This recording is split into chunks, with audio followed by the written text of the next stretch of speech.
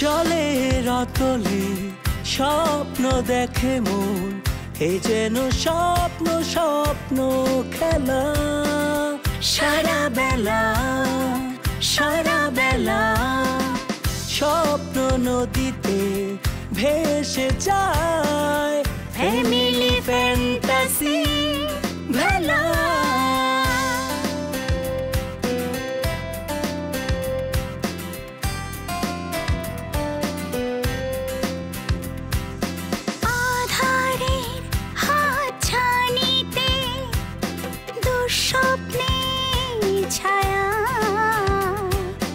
থমকে যায় সময় ঘড়ি, জানি সুখ তুমি ফিরবে বাড়ি। কাটে রাত কাটে দিন, নতুন রঙে মন রঙিন, ভালোবাসার অনিমেষ হাত ছানিতে স্বপ্নে বিভোর। Family fantasy, family fantasy, family fantasy.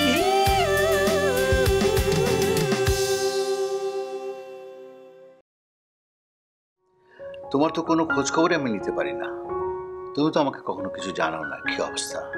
সবকিছু ঠিক আছে, আপনি চিন্তা করবেন না। না মা, আমি তো বুঝি একা একটা সংসার চালানো কত কষ্টের। একটা প্রফেশনাল লাইফে গেলে মানে কিছু রেসপন্সিবিলিটিস থাকে, আর ধীরে ধীরে আসলে দায়িত্বগুলো এত বাড়তে থাকে, এড়িয়ে যাওয়া যায় না। ও মা, অফিসের দায়িত্ব অবহেলা করতে কে বলেছে? কিন্তু প্রিয় মানুষের কথাটাও তো একটু মনে রাখতে হবে নাকি? তোমার বিরুদ্ধে এক গাদা অভিযোগ, তুমি কোনো কিছু করছো না, ঘুরে ফিরে বেড়াচ্ছ, অফিসে বসছো না। বাবা তোমাকে এসব কথা বলতে গেলেন কেন? আঙ্কেল চায় যে আমি তোমাকে বুঝাই।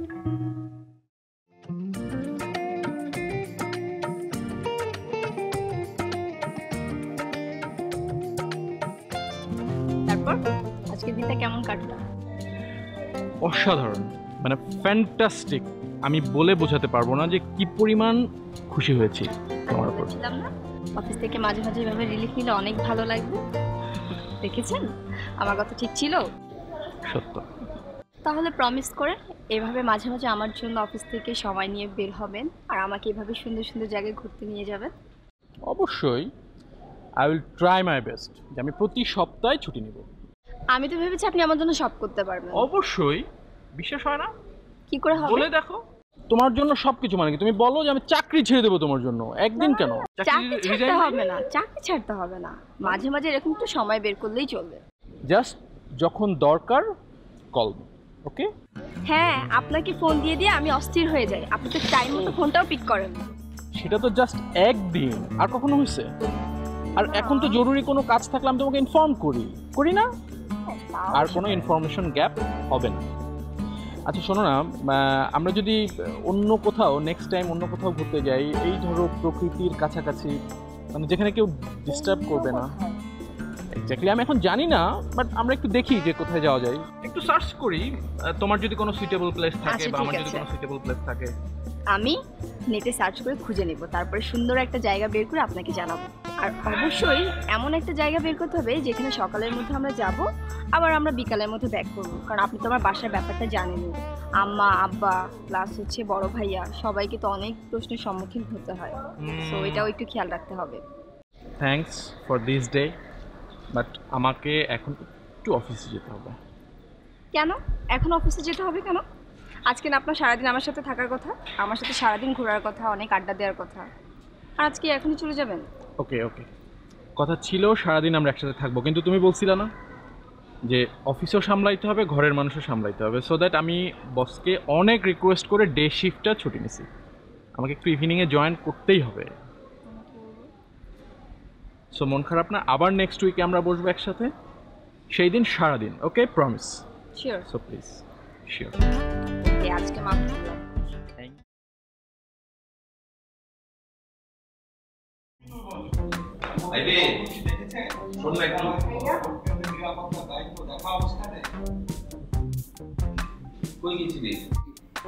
এই তো একটু বাইরে গিয়েছিলাম।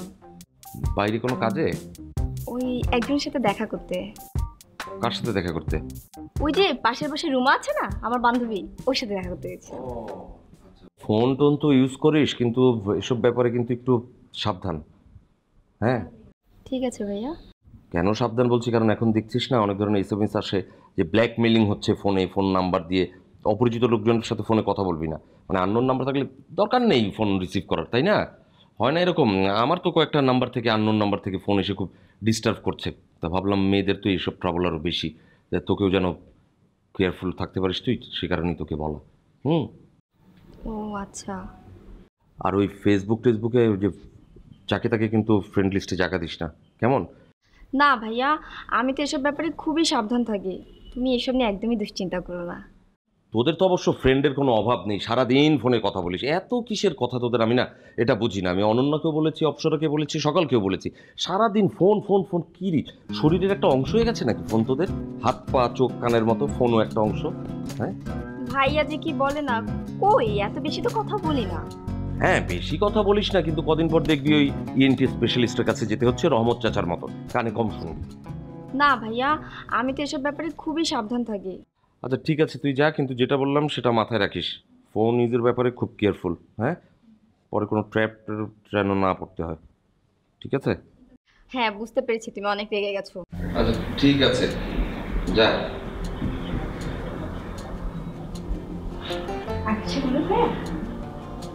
আর কিছু?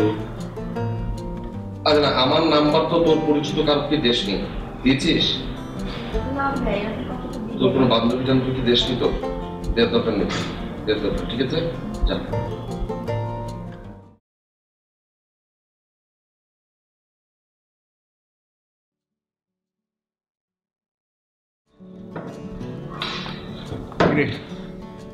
কিরে, তুই আপনাকে ল্যাপটপ বন্ধ করলি কেন? কাজ শেষ, ওই জন্য ল্যাপটপ বন্ধ করলাম। কি চ্যাটিং করছিলি? লাবণ্যর সাথে, তাই না? কি একটা সুন্দরী বান্ধবী তোর, লাবণ্য। ওর সাথে চ্যাট করতে আমার বয়ে গেছে না। ও সুন্দরী বান্ধবী না? দাঁড়া, আমি শিকাপুকে বলে দেবো তুই যে গোপনে চ্যাটিং করিস। হায় আল্লাহ, তুই এত বড় মিথ্যা কথা বলতে পারবি? বোন শোন আমার, তুই না লক্ষ্মী। হ্যাঁ, তুই তো জানিস ইসিকে একটু পাগলাটে, বুঝছিস না? এগুলো কিছু বলিস না ওকে প্লিজ, বোন না, তুই আমার বল। কি ইশিকা পাগল? না না, তুই ইশিকাকে পাগল বললি? আমি তো সেটা বলি নাই। আরে তুই আমার কথাটা শোন না। আচ্ছা তুই আমার বোন হয়ে তুই এত বড় কথা ওকে বলতে তোর বুক কাঁপবে না বল? হ্যাঁ, এত বড় সর্বনাশ তুই আমার করবি? শোন না তুই আমার কথা শোন না প্লিজ, তুই আমার বোন না, আমার লক্ষ্মী বোন না, প্লিজ এগুলো কিছু বলিস না, প্লিজ প্লিজ প্লিজ। এখন বিপদে পড়ছে থেকে কত আদর করবা, তাই না? লক্ষ্মী বোন, কলিজার টুকরা, কত কিছু না? আমি তোকে একদম সত্যি বলছি, তুই খেলে আমাকে বল, তুই কি খেতে চাস, খালি সেটা বল। সত্যি? এবার ছোটখাটো কোনো দান মারলে হবে না, অনেক বড় একটা লিস্ট করব। আচ্ছা বল, ট্রিটের মধ্যে আমি কয়জনকে নিয়ে যেতে পারবো? সব তোর উপর, তুই যা চাস সেটাই হবে।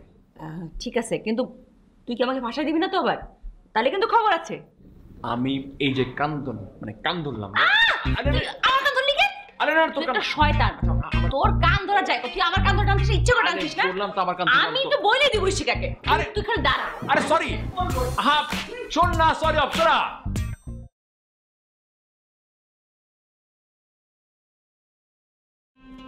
কি হয়েছে ভাইয়া, তুমি এরকম ইতস্তত করছো কেন? মানে সিরিয়াস কিছু? না সিরিয়াস না, আবার এক হিসেবে সিরিয়াস। তো আমি আসলে বিষয়টা তোকে কিভাবে বলবো আমি না বুঝতে পারছি না। কেন, তুমি বলো না, অসুবিধা নেই, তুমি বলো। আচ্ছা আমি আসলে ওই আইভির ব্যাপারে কথা বলতে চাচ্ছিলাম। আইভি? না, আইভি কিছু করেছে? না আইভি করেনি, আসলে আমি জানতে চাচ্ছিলাম ও কাদের সঙ্গে মিশে, কোথায় যায়, কি করে, ওর ফ্রেন্ড সার্কেল, এদের সম্পর্কে তুই জানিস? না আসলে আমি ওরকম জানি না। কেন, কি হয়েছে বলো তো? না আমার ওকে মানে মনে হচ্ছে হয়তো খামাখাই। আসলে কি, ওকে প্রায়ই দেখি ফোনে কথা বলতো, কিন্তু প্রচুর কথা বলে মোবাইল ফোনে।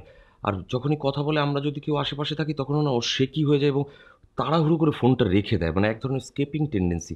এটা কেন? তা তো বলতে পারবো না ভাইয়া, তবে ও তো সারাক্ষণই মানে অনেক বেশি টেলিভিশনের সিরিয়াল, সিনেমা এসব নিয়ে থাকে। সে কারণে জানতে চাচ্ছিলাম। কাজকর্মে তো কোনো মনোযোগ নেই, আর সবচেয়ে বেশি ও সময় দেয় হচ্ছে রূপচর্চায়। সারাক্ষণ হচ্ছে কীভাবে নিজের সৌন্দর্য বৃদ্ধি করতে পারবে, কিভাবে কোন স্টাইলে জামা বানালে ওকে বেশি সুন্দর লাগবে, কিভাবে ও চুল কাটাবে, এই সমস্ত নিয়েই পড়ে থাকে।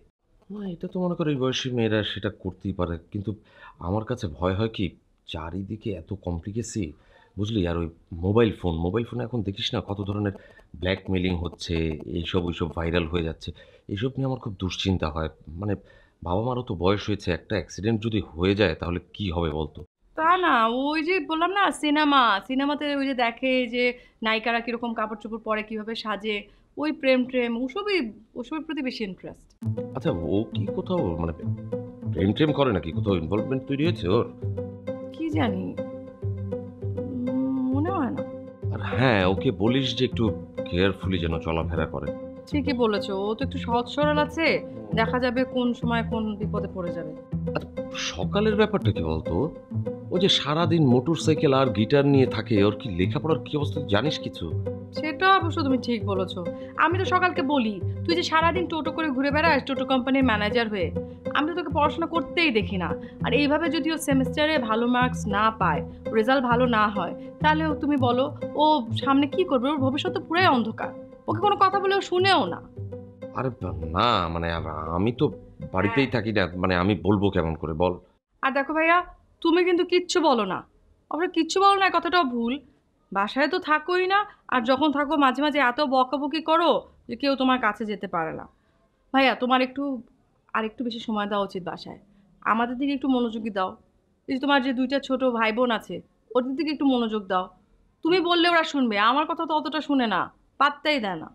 ঠিক আছে, আমি ওদের বলবো, কিন্তু তুই তোর মতো ওদেরকে একটু জিজ্ঞাসা করিস কি করছে না করছে। ঠিক আছে, তুমি চিন্তা করো না। তবে সকালের যে কোনো বিষয়ে আমার মনে হয় অপ্সরা বেশি ভালো জানে, অপ্সরার যে কোনো বিষয়ে সকাল ভালো জানে। আচ্ছা ঠিক আছে, আমি তাহলে অপশনের সঙ্গে কথা বলবো, আমি যাই, রেস্ট কর। আর তুমি একটু দেখে বকে দিও, বুঝেছো? আচ্ছা ঠিক আছে, যাই রে। জি জি, না আপনি যেটা করতে পারেন, হ্যাঁ এলাকার মুরব্বীদের সঙ্গে কথা বলুন, দেন আমি এসো মামা। আচ্ছা, আমি আপনাকে কিছুক্ষণ পরে ফোন দিচ্ছি। এই তোমার একটা কাজের কথা বলছিলাম, তো তোমার ঘড়ি কেমন চলছে মামা? ঠিকঠাক আছে? ঘড়ি তো আসলে মামা, এত বড় একটা দেওয়াল ঘড়ি হাতে দিয়ে ঘুরে বেড়াচ্ছে, এক সাইড কাজ হয়ে গেলে যেটা হয় আমি ছিলাম, তবে লাভ হয়েছে। আমি আগে ইরাম করে দেখতে পারতাম না, এখন একদম ফসাক করে দেখতে পাচ্ছি, দূর থেকে দেখতে পাচ্ছি। তুমি না মামা এত মজা করে কথা বলো। মজা করে মানে কি, আমি তো বরং তোর সাথে কথা বলে মজা পাই। সে কি? হ্যাঁ, সেটা তো আসি, মনের দুটো কথা তোর সাথে বললে একটু ফ্রি লাগে। ঢাকায় আসার পরে না মনে করছে আমি একটা বন্ধ, এই যে কবুতরের বাচ্চা যেরকম বেঁধে রাখতে যেরকম, আমার সেই অবস্থা। যাক মামা, হ্যাঁ বলো। যে কর তুই একটু মোটা সোটা হয়েছিস কি? আরে বাবা, কাঁদতে কত লাগে না, কাঁদতে কত লাগে না, তুই আমার ছোটবেলায় তুই তো আমাদের গোষ্ঠীর মধ্যে সবচেয়ে বড়। হ্যাঁ হ্যাঁ, সারা গ্রাম আমি তোর ঘাড়ে করে নিয়ে নিয়ে ঘুরে বেড়াতাম। তুই তো ছোট মানুষ, বলতে পারতিস না, শিশি লেগেছে, অনেক সময় ঘাড়ে মেরে দিতিস। মামা পুরো চাপা। আল্লাহর কসম করছি আমি, মিথ্যে কথা কম কেন? কাম কাজ কি করতেছিস তাই? সমবায় সমিতি মামা, গ্রামে গ্রামে সমবায় সমিতি করা, মানে যাদের গ্রামে গরিব আছে, যারা নিজেদের কিছু করার উপায় নেই, তাদের কোনোভাবে বোঝাতে হবে যেন নিজে নিজে কিছু করে, নিজের উদ্যোগে কিছু করে। বুঝতে পারিছি, গ্রামে কিন্তু সমবায় সমিতি করে লাভ হবে না মামা। প্রত্যেকটা গ্রামে 2 সাইডে 5টা করেছে, আমাদের গ্রামে 5টার উপরে আছে। ওই সমিতির টাকা মেরে দিয়ে মানুষ ঢাকায় বাড়ি করে। যশোরে তো বেশিরভাগ লোকে ওই গ্রামের থেকে টাকা মেরে এনে করতেছে। হ্যাঁ মামা, তা তো জানি, কিন্তু আমাদের সমবায় হবে সত্যিকারের সমবায়। ধরো তোমার একটা পুকুর আছে, কিন্তু তোমার মাছ চাষ করার মতো টাকা নেই, তখন আমরা যেটা করব, কয়েকজনকে আমরা বোঝাবো এবং ফান্ড দেব। তারা করবে কি, মাছ চাষ করবে ওই পুকুরে, সবার জন্যই আলাদা মাসিক বেতনের ব্যবস্থা থাকবে। তারপর মাছ বড় হলে সেই মাছ আমরা ঢাকায় একটা পার্টির কাছে বিক্রি করে দেবো, ব্যাস। আচ্ছা সেটা না হয় আমি বুঝতে পারলাম, তো সব কথা আমি বুঝে নিলাম, কিন্তু ওই ফান্ড ওই টাকাটা আসবে কোন থেকে? এখানেই মামা আমাদের সমবায় অন্যদের থেকে আলাদা। আমরা যেটা করব, আমরা ফান্ডটা কালেকশন করব ঢাকায়, আমরা যাদের কাছে মাছ বিক্রি করব তাদের কাছ থেকে। তাদের আমরা কনভিন্স করব, আপনারা 300 টাকা কেজি দরে যে মাছটা কিনতেন অন্য মানুষের কাছ থেকে, আপনারা আমাদের সমবায়ের কাছ থেকে 200 টাকা দরে সেই মাছটা বিক্রি করবেন। তাতে উভয় পক্ষেরই লাভ। মাঝখানে সুদ ভোগকারী, মধ্যস্বত্ব ভোগকারী লোকজন থাকবে না, আর ওখানে মাসিক বেতনের ব্যবস্থা তো থাকছেই, তাহলেই তো হলো। সেটা ঠিক আছে তো, বুঝতে পারলাম, কিন্তু এই ঢাকার লোকগুলো ব্যবসায়ীরা তোমার লাখ লাখ টাকা কোন বিশ্বাসে দেবে তুমি যদি টাকা মেরে পালাই যাও? তোমার কথা রাইট আছে, কিন্তু সেখানে আমার দু একজন টিচারের সাথে, ইউনিভার্সিটি টিচারের সঙ্গে কথা হয়েছে এবং আমি তো থাকছি, আমরা সবাই মিলে এই প্রজেক্টটা বাস্তবায়ন করছি। আচ্ছা ঠিক আছে, সেটাও না মেনে নিলাম। এখন বলো, তুমি যে কলেজে 200 টাকা করে মাছ দিবা, গ্রামে পুকুরে যে মাছ চাষ করতে হয় সেখানে কিন্তু খাবার দেওয়া লাগে, মাছের খাবারের দাম মেলা, চুন দেওয়া লাগে, তারপরে আবার অক্সিজেন দেওয়া লাগে, এরকম এরকম করে। তো এইসব করতে করে করে তুমি মনে করো যে 200 টাকা করে তুমি মাছ দিতে পারবা কিরাম করে? মামা তুমি মনে করেছো সেটা আমরা চিন্তা করিনি। আমি এ কারণেই বলছি যে বেশ কয়েকটা গ্রামে আমরা যদি একসঙ্গে 12টা থেকে 15টা পুকুরে আমাদের সমবায়ের কাজটা শুরু করতে পারি, দেন আমরা বোধহয় সাকসেসফুল হতে পারবো, আমার বিশ্বাস। বুঝতে পারছি, খুবই ভালো উদ্যোগ মামা, এই কারণে তোর আমার খুব পছন্দ হয়। আমি যেমন মানুষের ভালোবেসে গ্রামে পাগলামো করে বেড়াই, তোর আব্বা আমার পাগল ছাগল কয়, তা করতে আমার কোনো আপত্তি নেই। তুইও মানুষের জন্য যে এত ভাবিস, এই জন্যই তোর আমার এত ভালো লাগে মামা, আমার লক্ষ্মী মামা। আচ্ছা মামা শোনো, ওই যে নানুর যে পুকুরগুলো ছিল সেগুলো আছে না, ভরাট করে ফেলেছো? কি বলছিস? পুকুরগুলো সব পড়ে রয়েছে, কিটা দেখাশোনা করবে? তবে একটু কাটানো লাগবে, কিছু কিছু মজে গেছে। ওয়াও, তাহলে তো আর কোনো কথাই নেই, এখান থেকেই তো শুরু করতে পারি আমরা। মানে আমাদের ওই পুকুর দিয়ে? হ্যাঁ, আমাদের ওই পুকুর দিয়ে আমরা, তোমাদের গ্রাম থেকে আমরা স্টার্ট করলাম, সমস্যা নেই তো। আমাদের কাছের লোকজন কিছু ইনভলভ হলো, গরিব মানুষগুলো, আত্মীয় স্বজনগুলো ওইখানে। বাবা, এই জন্য তোর আমার এত ভালো লাগে। আমি যেমন সারা জীবন গ্রামের মানুষের জন্য চিন্তা করে গেলাম, গ্রামটা কিরম করে উন্নতি হবে, তুই আমার হচ্ছে যোগ্য ভাগনা হয়েছিস, মানুষের জন্য তো চিন্তা করিস, এর জন্য খুব ভালো লাগে মামা। আল্লাহ তোকে বাঁচায় রাখুন। আর মামা, আচ্ছা মামা আরেকটা কথা শোনো, ওই যে আমাদের যে বর্গা চাষি আমাদের কতজন আছে গ্রামে এখন বলো তো, যাদের শুধু ভিটেটা আছে কিন্তু নিজের জমি নেই?